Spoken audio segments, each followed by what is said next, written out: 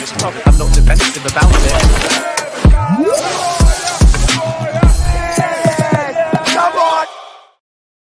Yes, people, what's happening? Welcome back to the channel. Welcome back to another transfer news video. First things first, guys, make sure you smash up the like, subscribe if you're new around here, and as always, leave your thoughts in the comments. And in today's video, we're going to be discussing that man, Renato Veiga, because there have been big developments in regards to his Chelsea future and his departure this summer. Now, I know throughout the summer we've been saying, you know, things have been a little bit slow in regards to outgoings, but it looks like things are starting to pick up now. Kepa gone, Petrovic gone, Madueke gone. And it looks like Renato Veiga is going to be the next one heading out the exit door. Now, we know that obviously Veiga spent second half of last season on loan at Juventus, wasn't part of the Club World Cup squad, is more than likely going to leave despite only signing last summer. But, you know, yesterday evening and obviously overnight as well, there have been big developments. So first, from Fabrizio Romano, going back to yesterday, was this little update. Renato Veiga still expected to leave Chelsea this summer with permanent move anticipated since June. Atletico Madrid, Bayern and Premier League clubs all in the race to sign Veiga. Understand Chelsea want a package of over 40 million euros. Talks with clubs continue. So we had that. And then this morning, which is the breaking news, is that Atletico Madrid have made direct contact with Renato Veiga's camp, guys. Atletico Madrid have now made direct contact with Renato Veiga's camp, and the player is keen on the move. Chelsea insist on a package worth at least 40 million euros to sell Veiga, whilst Atleti are prepared to advance in negotiations. So a package worth at least 40 million euros. So we're getting some movement in regards to Renato Veiga. He's keen on that move to Atletico Madrid. It would be a good move for him. You know, he's still 21 years of age, Portuguese international, go to La Liga, play regular Champions League football. Versatile player, whether he plays at centre-back, left-back. He wants to play as a centre-back. So it'd be interesting to see if he does go to Atletico Madrid, if he does play as a centre-back. But can we just take a moment, right, guys, to appreciate how unbelievable we are at selling players? Let's just give ourselves a little pat on the back here, guys, because we signed Renato Veiga for 14 million euros. And 12 months later, we are looking at selling him for at least 40 million euros. So that is an increase of 26 million euro profit in 12 months.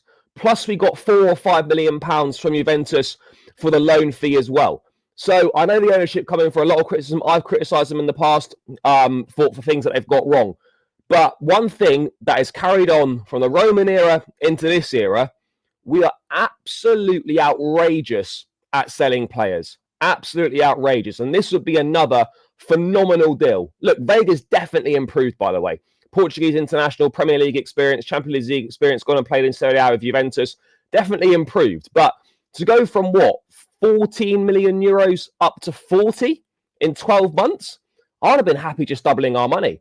So we can get, if we do get this money, fair play, guys, fair play, because that is absolutely outrageous. But in terms of the Renato Veiga situation in itself, obviously, with him most likely moving on and leaving, that does obviously leave us needing desperately a backup left back for Marc Cucurella. And the whole Veiga thing's all a little bit odd. I don't really know what's gone on. I don't really know if we'll ever find out what's actually gone on. Because this kid, you know, we plucked him from obscurity at FC Basel last summer. He came in and predominantly his role was going to be a backup left back to Marc Cucurella. But we liked the versatility. You know, we liked that he could play centre back and could play in midfield if needed. You know, he impressed in the Conference League at left back. He got a couple of goals, I think, in the group stage, in the league phase, of the Conference League.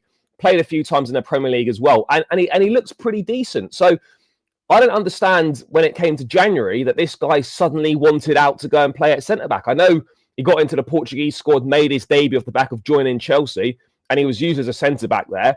And obviously he wanted to play regular minutes at centre-back to boost his World Cup chances. But surely he knew when he was signing for Chelsea that he wasn't going to be a centre-back, that his prime use was going to be as a backup left-back for Cucurella. Surely he knew that. I mean, it can't be entirely ruled out that we told him he was going to be a centre-back and then we used him as something else. It wouldn't be the first time maybe we've sort of sold players a dream, but I would find that very, very odd. And then for him to want to switch his mind 6 months after joining, it all feels a little bit weird. And then he didn't want a permanent move. We're hearing things that he still wanted to be part of the long-term project. He just wanted to go and play and get minutes at centre-back for 6 months and then come back. A lot of stuff wasn't really adding up. A lot of stuff hasn't really made sense. Now, am I going to be gutted to see Renato Veiga go? No, not massively. But it does further emphasize the need to go and get Jarell Hayter. Just go and get this deal done. Bring this guy in, because we cannot go into a season with no backup to Cucurella and we use Reece James or Malo Gusto as backup, playing them out of position. That can't run. That cannot run when we're going into a campaign of Champions League football, multiple competitions we're competing on 4 fronts. That's not going to run. Simply not happening. So we need to go out and get Jarell Hayter or get someone else who we think can do a similar role. Maybe you find someone like we did with Renato Veiga, where you find someone that no one's really heard that much about and you bring him in for a cheap price and he does a job. You know, the left-back market is not particularly good, particularly as well, guys, when you look at the situation we're in, where Cucurella is going to be the undoubted number one. You're looking for someone where the drop-off when Cucurella doesn't play isn't massive.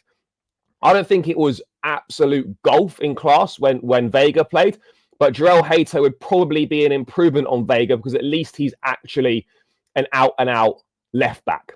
You know, and that's what we need. We need specialists in these positions. And Hayter, again, would tick that box of he can play left-back and he can play centre-back as well. So it kind of kills 2 birds with 1 stone. And that would sort of end our need to bring another centre-back in my opinion. But yeah, look, if we can get the money, as I said, guys, it's ridiculous. I mean, I would have loved it to have worked out for Veiga. And as I've said, I'm not really too sure what's gone on there. But the fact that he's got the likes of Juventus, Bayern Munich, Atletico Madrid interested in him, this guy is clearly a very good player. And it's clearly got the potential to go on and be a top player. And it's a shame that that seemingly isn't going to happen at Chelsea for whatever reason. I would just love to know why he doesn't want to stay at Chelsea. Is it literally because of the World Cup and because of his Portugal career, where he's being selected as a centre-back there and he wants to go somewhere where he can play centre-back? I understand that he's not really going to get that many minutes at centre-back at Chelsea when you think about it. Is he going to play ahead of Colwell, Chalobah, Fofana, Tosin, Badiashile? Maybe he might be ahead of a Tosin or a Badiashile, but Tosin's done pretty well.